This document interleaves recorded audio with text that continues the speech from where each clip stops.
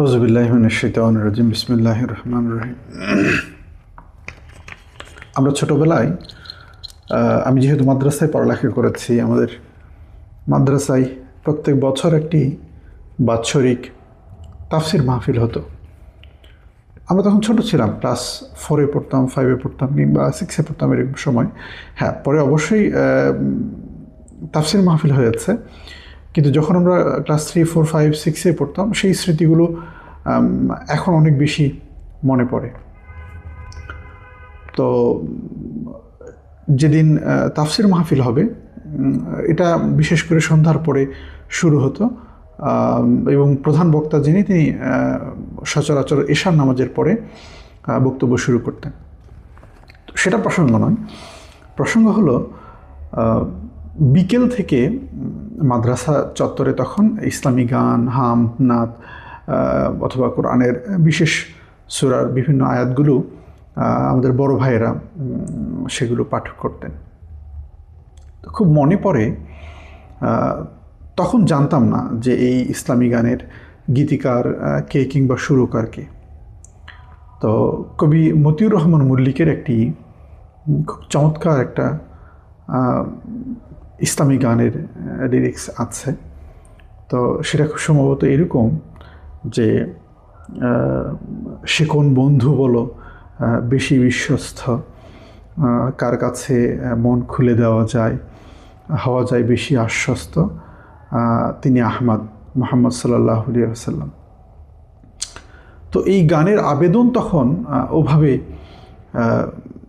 বুঝিনি বয়সের কারণে, কিন্তু এখন খুব খেয়াল করে দেখি যে আমাদের সমাজে অসংখ্য মানুষ আছে, আমাদের অনেক বন্ধু আছে, সেটা স্কুল জীবনে হতে পারে, সেটা কলেজ জীবনে হতে পারে, বিশ্ববিদ্যালয় জীবনে হতে পারে, এমনকি কর্মজীবনেও হতে পারে। কিন্তু কবি মতিউর রহমান মল্লিকের সেই যে আবেদন, দরদ মাখা কণ্ঠ, কিংবা তার শব্দ চয়নের যে গভীরতা, হৃদয় ছুঁয়ে যাওয়া যে আবেদন, সেটি এখন অনেক বেশি নাড়া দেয়। আমাদের অনেক বন্ধু আছে, কিন্তু সেই বন্ধু কি সেই বন্ধুর মতো যেই বন্ধুর কথা কবি মতিউর রহমান মল্লিক বলেছেন যে মন খুলে দেওয়া যায়? আপনি যখন কোনো কিছুকে উন্মুক্ত করেন, তখন সেটি আর কোনো কিছু গোপন থাকে না। তাহলে একজন মানুষের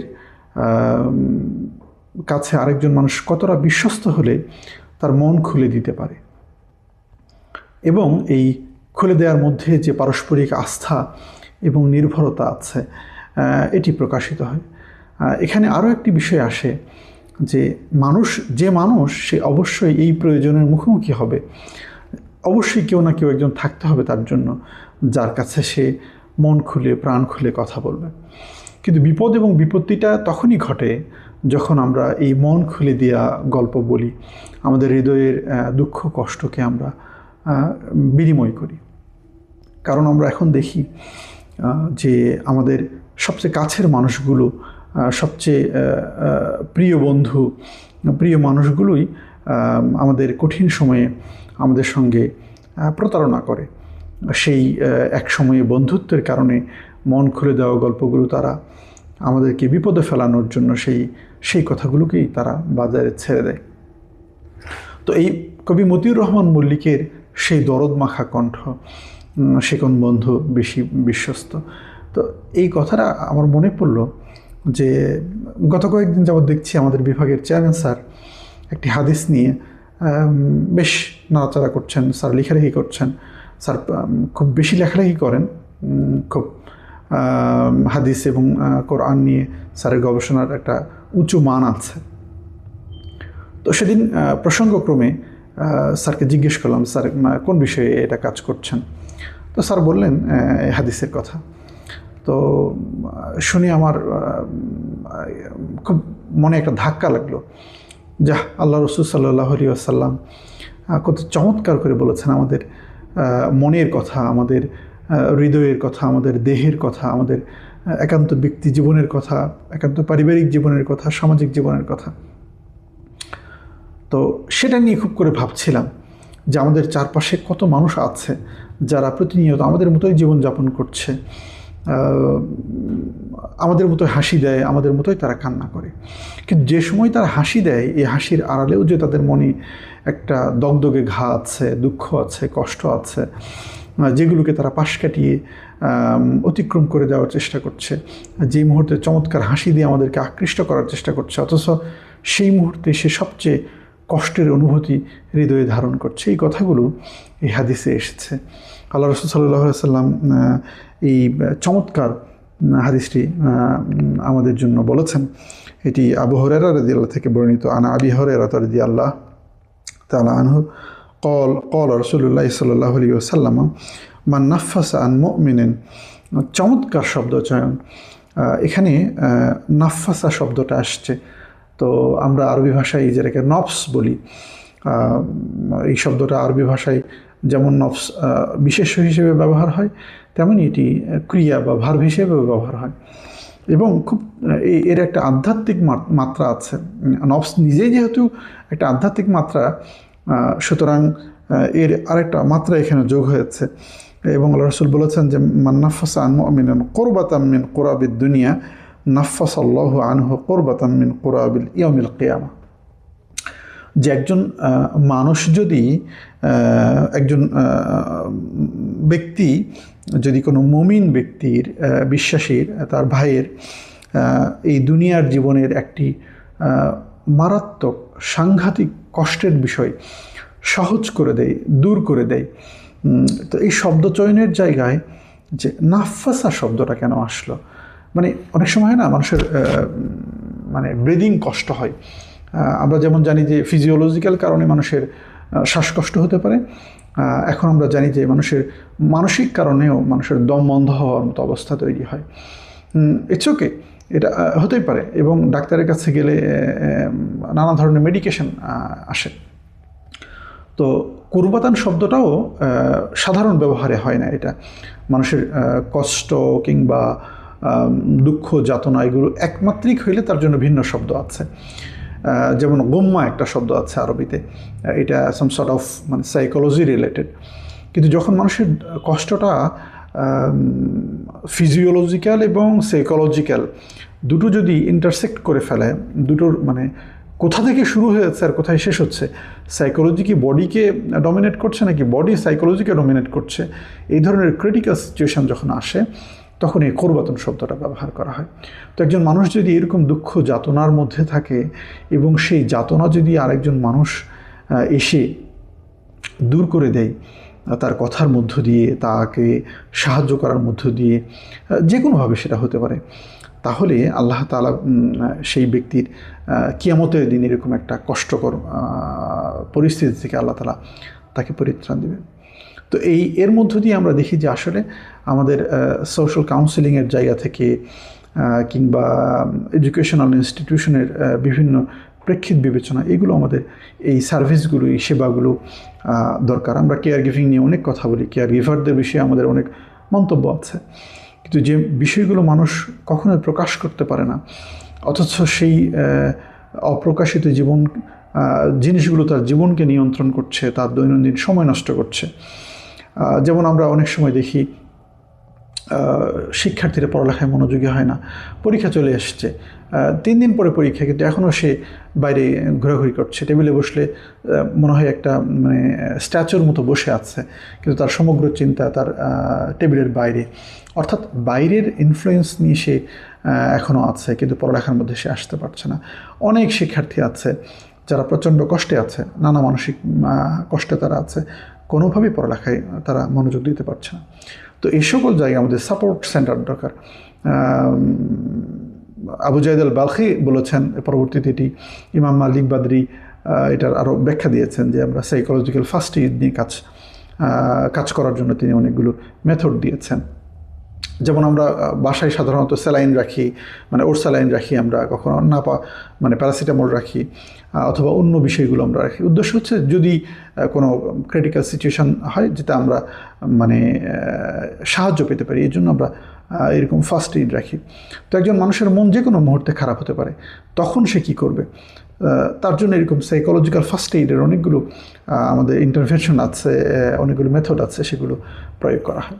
তো যেটা বলছিলাম যে আল্লাহ রসুল সাল্লাল্লাহু আলাইহি সাল্লাম এখানে এই হাদিসে বলেছেন যে আমাদের অবশ্যই মানুষের কাছে এরকম বিশ্বস্ততার সাথে তার মনের কষ্ট, তার শরীরের কষ্ট, অথবা মন শরীরের মিলিত যে কষ্ট, এই কষ্টগুলো দূর করার জন্য আমাদের দয়াদ্র মনোভাব নিয়ে মায়াবী কণ্ঠে দয়া ও দরদের সুরে তাদের কাছে আমাদের যেতে হবে।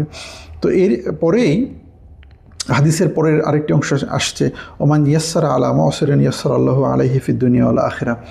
এবং কোনো ব্যক্তি যদি তার অন্য কোনো ভাইয়ের জীবনে কোনো একটা কষ্টকে সহজ করে দিল, কোনো ক্রিটিক্যাল সিচুয়েশান থেকে তাকে রেস্কিউ করে নিয়ে আসলো, এরকম যদি কোনো কিছু করে, তাহলে আল্লাহ তাআলা তাকে কিয়ামতের দিন দুনিয়াতে এবং আখিরাতে উভয় জায়গায় আল্লাহ তাআলা তাকে এইরকম ক্রিটিক্যাল সিচুয়েশান থেকে মুক্ত করে দেবেন, তাকে সহজ করে দেবেন। তো এই যে যদি আমরা কল্যাণের পথে কাজ করি, অন্য ভাইকে যদি আমরা সহযোগিতা করি, সাইকোলজিক্যালি হোক বা অন্য যেভাবেই হোক, আল্লাহ তাআলা ইন রিওয়ার্ড এই দুনিয়াতেই আমাদেরকে দিবেন, এবং পরকালে তো এন্ডলেস রিওয়ার্ড আমাদের জন্য থাকবে। তারপরে এ হাদিসের মূল যে দুটো অংশ, তার প্রথম অংশের শেষ অংশ হচ্ছে তিনি বলেছেন, ওমান সাতারা মুসলিমান সাতারাহুল্লাহু ফিদ দুনিয়া ওয়াল আখিরা। আল্লাহু আকবার। আমরা এমন একটা সমাজে বাস করছি যে আমরা পর্দা লঙ্ঘন হয়ে যাচ্ছে, প্রাইভেসি নষ্ট হয়ে যাচ্ছে। যাকে আমরা প্রাইভেট বলি, প্রাইভেট রুম বলি, প্রাইভেট স্পেস বলি, সেটাও এখন নষ্ট হয়ে যাচ্ছে। কোনো কিছুই গোপন থাকছে না। আমরা অন্যের গোপনীয় বিষয়কে প্রকাশ করার মধ্য দিয়ে আমরা খ্যাতি লাভ করার চেষ্টা করছি, অন্যের জীবন ধ্বংস করে দিচ্ছি আমরা। তো এই হাদিসে এসছে যে যদি কোনো ব্যক্তি অন্য কোনো ব্যক্তির ত্রুটিকে গোপন করে ঢেকে রাখে, তাহলে আল্লাহ তাআলা দুনিয়া এবং আখিরাতে সেই ব্যক্তির এইরকম ত্রুটি বিচ্যুতিকে আল্লাহ তাআলা ঢেকে রাখবেন। তো এর চেয়ে বড় আর প্রাপ্তি কী হতে পারে? আমরা এই দুনিয়ার জীবনে সামান্য খ্যাতি কিংবা অন্য কোনো কারণে অন্যের গোপনীয় বিষয়কে প্রকাশ করছি, গোপনীয় বিষয় জানার জন্য আমরা হেন কোনো কাজ নেই সেটি আমরা বাদ রাখছি। কিন্তু আল্লাহ রসুল সাল্লাল্লাহু আলাইহি ওয়াসাল্লাম বলেছেন যে অন্যের কষ্টের ভাগিদার হওয়া, আমরা আগে সিম্প্যাথি বলতাম, এখন সেটাকে আমরা এমপ্যাথি বলছি। অর্থাৎ অন্য একজন মানুষ যেভাবে কষ্ট পাচ্ছে সেই কষ্টকে তার মতো করে অনুভব করা, এটি বলা হচ্ছে। তো আল্লাহ রসুল সাল্লাল্লাহু আলাইহি ওয়াসাল্লাম এগুলো বলেছেন। তারপরে অন্যের জীবন থেকে কষ্ট দূর করে দেওয়ার মধ্য দিয়ে আল্লাহ তাআলা আমাদের জীবনে সহজীকরণ নিয়ে আসবেন, সেটি আল্লাহ রসুল সাল্লাল্লাহু আলাইহি ওয়াসাল্লাম বলেছেন। তারপরে অন্যের গোপনীয়তাকে সম্মান করা, তাহলে আমাদের জীবনের যে গোপনীয়তা আছে আল্লাহ তাআলা এটিকে সম্মান করবেন, এটিকে আল্লাহ তাআলা রক্ষা করবেন, অন্যের সামনে আমাদেরকে বেইজ্জতি করবেন না, আমাদের গোপনীয়তাকে আল্লাহ তাআলা রক্ষা করবেন। তো আমাদের ইসলামী শিক্ষার যে উইজডম আছে, এর যে হিকমত আছে, এটি হচ্ছে জীবন ঘনিষ্ঠ।